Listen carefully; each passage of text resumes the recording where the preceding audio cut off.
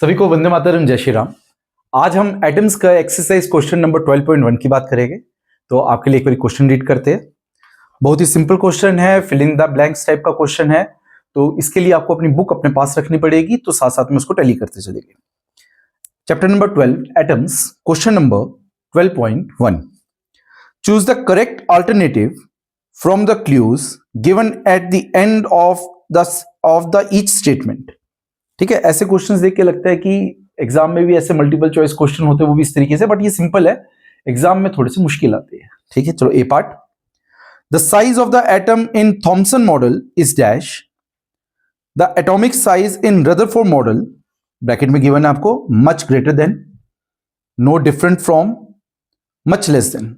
Simply question में पूछा हुआ है कि दो मॉडल थे, एक थॉमसन मॉडल जिसको प्लम पुडिंग मॉडल भी कहते हैं, और दूसरा आपके पास रदरफोर्ड मॉडल। कहता है रदरफोर्ड मॉडल ने जो एटम का साइज दिया और थॉमसन ने जो एटम का साइज दिया, क्या उसमें कुछ डिफरेंस था कि थॉमसन का बड़ा था या उसका नाना? दोनों के दोनों सेम थे। तो यहां पे करेक्ट ऑप्शन क्या है हमारे पास? No different from. ठीक है, ए पार्ट रहता है। B part, in the ground state of dash electrons are in stable equilibrium while in dash electrons always experience a net force. किसमें? थॉमसन मॉडल में या रदरफोर्ड मॉडल में? थॉमसन मॉडल बहुत stable था, उसमें प्लम पुडिंग वाला case कि proton proton है, इलेक्ट्रॉन्स है बीच में, सारी चीजें स्टेबल है, सारी फोर्सेस स्टेबल है। बट रदरफोर्ड के मॉडल में ऐसा नहीं था।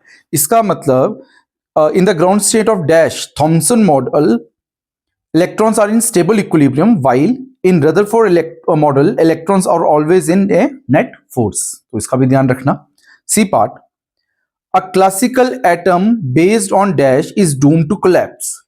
अगर रदरफोर्ड की आपने लिमिटेशन देखी होगी तो रदरफोर्ड अपने मॉडल को कितना स्टेबल है वो एक्सप्लेन नहीं कर पाया था, वो बोर ने आगे जाके किया था। इसका मतलब इन दोनों मॉडल में से कौन सा मॉडल कोलैप्स होने वाला है? रदरफोर्ड का मॉडल। तो सी पार्ट के लिए आंसर है रदरफोर्ड्स मॉडल। ठीक है। D part, an atom has a nearly continuous mass distribution in a dash but has a highly non-uniform mass distribution in dash। Thompson model और Rutherford model, ध्यान रखना। Thompson model में क्या था?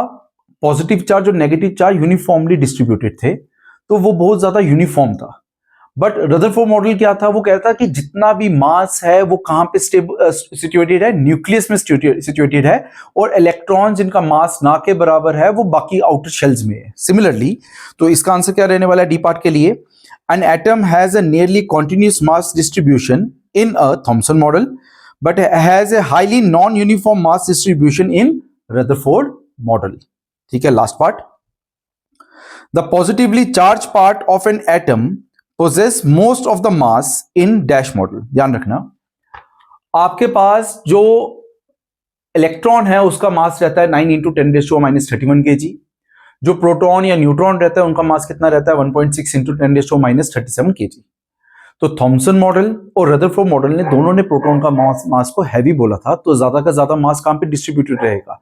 Protons के साथ। तो इसके लिए करेक्ट आंसर रहेगी कि दोनों मॉडल सेम ही चीजें कहते थे। हाँ, दिया भी वैसा option. The positively charge part of the atom possesses most of the mass in both the models. ठीक है, तो आपके पास ये जो फर्स्ट क्वेश्चन था, फिलिंग द ब्लैंक वाला क्वेश्चन था, जो इनिशियल आपके पास चैप्टर में इंट्रोडक्शन है जिसपे थॉमसन मॉडल की बात की गई है और रदरफोर्ड मॉडल की बात की गई है, उसी से रिलेटेड इस पे क्वेश्चन थे। तो एक बारी उसको जनरल रीडिंग भी जरूर देना और ये क्वेश्चंस को एक बारी रिलेट भी जरूर करना। तो ये हमारे पास एक्सरसाइज का क्वेश्चन नंबर 12.1 था। तो नेक्स्ट वीडियो में हम 12.2 की बात करेंगे, वो भी एक थ्योरेटिकल क्वेश्चन है, तो उसको अकॉर्डिंगली चेक करेंगे क्या कहता है, और उसके आगे हमारे पास इसमें न्यूमेरिकल्स वाले क्वेश्चंस आ जाएंगे। तब तक के लिए सबको वंदे मातरम, जय श्री राम।